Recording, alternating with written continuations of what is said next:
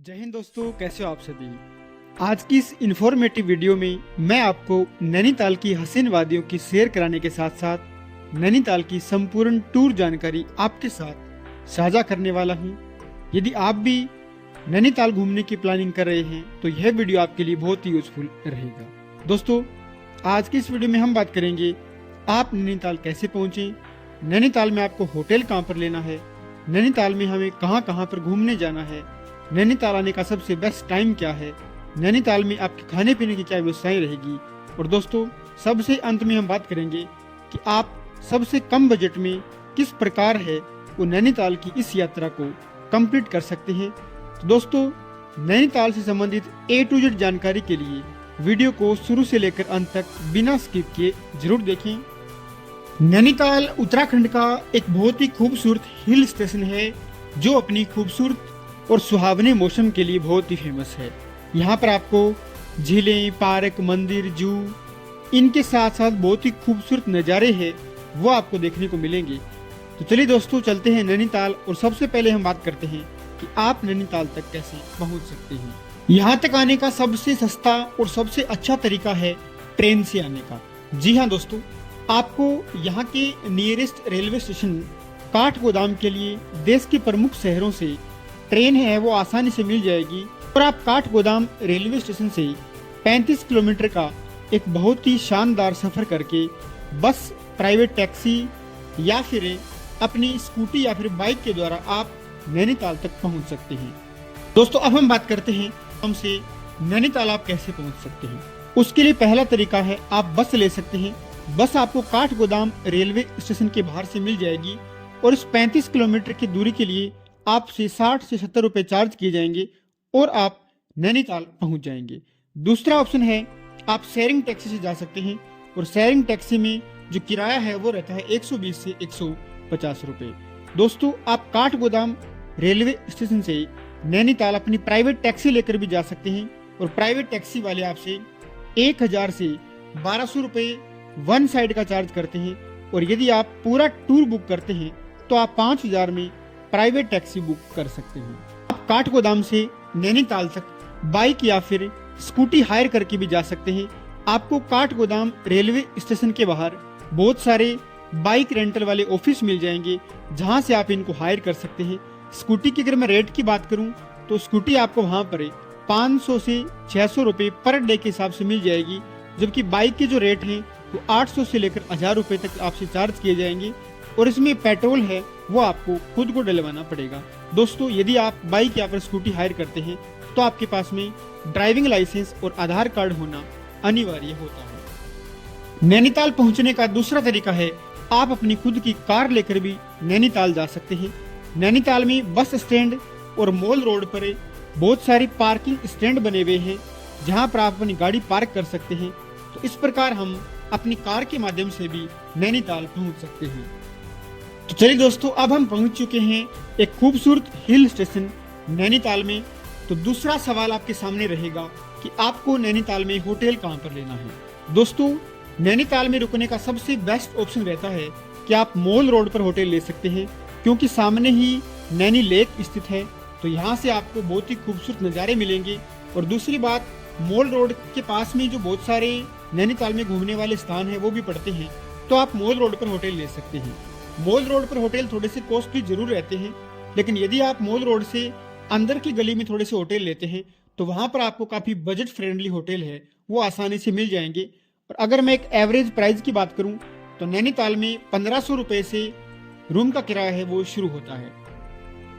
अब हमने होटल ले लिया है, अब हम बात करते हैं नैनीताल में आपको किन किन जगहों पर घूमने जाना है। जी हाँ दोस्तों, सबसे पहली जगह जहाँ पर आपको घूमने जाना है वो है नैनीताल जू। जी हाँ दोस्तों, नैनीताल जू का रास्ता मॉल रोड से होकर ही जाता है और अगर आप पैदल चल सकते हैं तो आप थोड़ी सी चढ़ाई करके जू तक पहुंच सकते हैं। आप यहाँ पर चलने वाली कार का सहारा भी ले सकते हैं जिसमें आपको 70 रुपए का टिकट लेना पड़ेगा।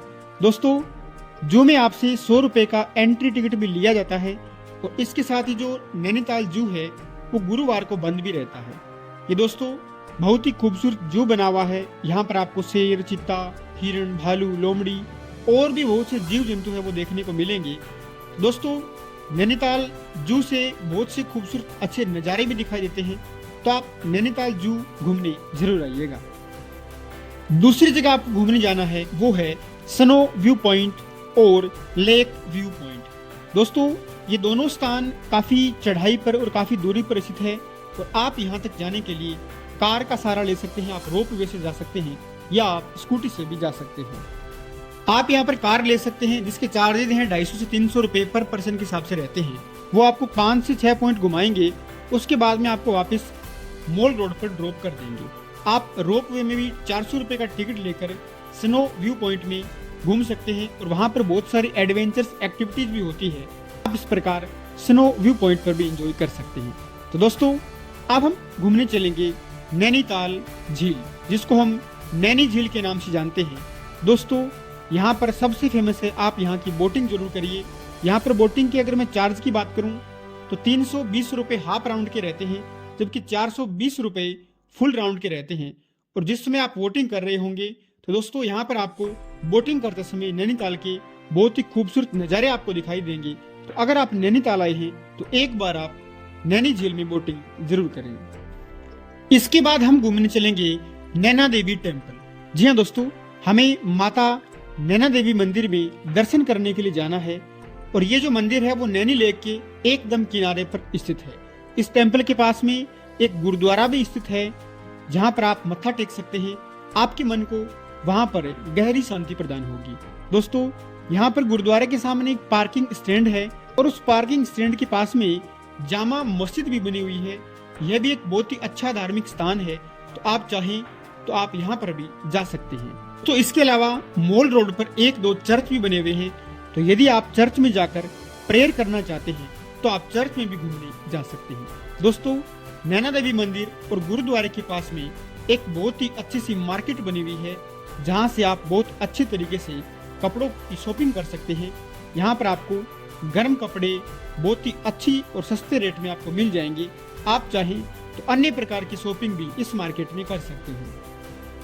इसके अलावा दोस्तों आपको घूमने जाना है मॉल रोड। जी हाँ दोस्तों, आप शाम को मॉल रोड पर घूमने जाइएगा, क्योंकि शाम को आपका जो लाइटिंग के अंदर जो मॉल रोड घूमने का जो एक्सपीरियंस है वो बहुत ही शानदार रहता है। और यदि आप मॉल रोड पर आए हैं तो आप यहाँ की गर्मा गर्म कॉफ़ी को जरूर टेस्ट करें। इसके साथ ही आप यहाँ की फेमस मोमोज भी ट्राई कर सकते हैं। आप मॉल रोड पे शॉपिंग भी कर सकते हैं। इस प्रकार आप आराम से मॉल रोड पर एंजॉय कीजिए और आप अपने होटल में आकर स्टे करें। अब हम बात करते हैं नैनीताल में अपने खाने पीने की क्या व्यवस्थाएं रहेंगी। दोस्तों नैना देवी टेम्पल और गुरुद्वारा के पास में बहुत सारे अच्छे अच्छे रेस्टोरेंट बने हुए हैं जहां पर आप खाना खा सकते हैं। यहाँ पर non veg, veg, North Indian, South Indian, Marathi, Gujarati हर तरीके का खाना पीना कर सकते हैं।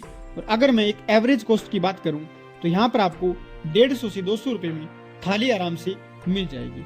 तो दोस्तों इन सभी पैलेस को घूमने के बाद में अब हम अपने होटल में विश्राम करेंगे और अगले दिन सुबह सबसे पहले हम घूमने जाएंगे कैंची बाबा नीम करोली मंदिर के दर्शन करने हेतु।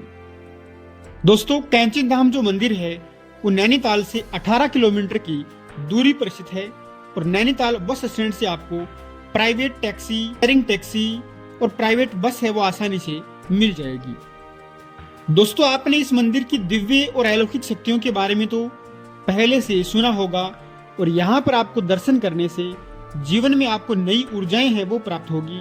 और यहाँ पर देश ही नहीं विदेश से भी बहुत सारे जो भक्त हैं वो बाबा कैंची धाम नीम करोली के दर्शन करने आते हैं। तो दोस्तों अगर आप यहाँ पर स्टे करना चाहते हैं तो मंदिर के आसपास बहुत सारे गेस्ट हाउस बने हुए हैं, बहुत सारे होम स्टे बने हुए हैं, वहाँ पर आप स्टे भी कर सकते हैं। यहाँ पर स्टे के चार्ज की बात करूँ मैं तो 1000 से 1500 रुपये में आपको अच्छा सा रूम यहाँ पर मिल जाएगा। साथ ही यहाँ पर बहुत सारे रेस्टोरेंट और ढाबे बने हुए हैं, तो आपको कैंची धाम में किसी भी प्रकार की खाने से संबंधित कोई समस्या नहीं आने वाली। तो दोस्तों आप यहाँ पर दर्शन करें और दर्शन करने के बाद में अगला पैलेस जो हम घूमने जाएंगे वो है भीमताल। भीमताल में आप बोटिंग का मजा भी ले सकते हैं और साथ ही यहाँ पर भीम जी का एक प्यारा सा मंदिर बना हुआ है, आप वहाँ पर दर्शन कीजिए। दोस्तों भीमताल अपनी एडवेंचर्स एक्टिविटीज के लिए काफी प्रसिद्ध है और यहाँ पर आप अलग अलग प्रकार की एडवेंचर्स एक्टिविटीज कर सकते हैं, जिनमें पैराग्लाइडिंग है वो यहाँ की बहुत ही फेमस है। तो दोस्तों इन सभी जगहों को घूमने के बाद में आप शाम को अपनी कार, बस या ट्रेन के माध्यम से अपने घर की ओर प्रस्थान कर सकते हैं। और अब हम बात करते हैं नैनीताल घूमने का सबसे बेस्ट टाइम क्या है। दोस्तों आप दिसंबर से लेकर फरवरी तक भी नैनीताल घूमने आ सकते हैं। आपको बहुत ही अच्छा एक्सपीरियंस यहाँ पर मिलेगा। और आप चाहें तो मई या फिर जून में भी घूमने आ सकते हैं, दिन रहता है नैनीताल घूमने का। अब हम बात करते हैं नैनीताल घूमने में आपका कुल खर्चा कितना लगेगा। तो दोस्तों यदि आप अपने घर से काठगोदाम तक ट्रेन से आते हैं और काठगोदाम से शेयरिंग टैक्सी, बस या स्कूटी के माध्यम से आप नैनीताल आते हैं और साथ ही साथ आप 2 दिन और 1 नाइट का प्लान बनाते हैं, तो आप ये नैनीताल की ट्रिप 3000 से 3500 रुपए में आराम से पूरा कर सकते हैं। तो दोस्तों इस प्रकार मैंने इस वीडियो में नैनीताल से संबंधित आपको सभी प्रकार की जानकारी देने की कोशिश की है। फिर भी आपका कोई सवाल हो, कोई क्वेरीज हो तो आप मुझे कमेंट बॉक्स में पूछ सकते हैं। और अब तक हमारे YouTube चैनल को सब्सक्राइब नहीं किया है तो प्लीज़ आप इसको सब्सक्राइब करें, क्योंकि आपके एक लाइक, शेयर और सब्सक्राइब से मुझे मोटिवेशन मिलता है इसी तरीके के एंटरटेनिंग और इन्फॉर्मेटिव वीडियोज़ बनाते रहने के लिए। चलिए दोस्तों मिलते हैं अगले वीडियो में, तब तक के लिए जय हिंद, जय भारत।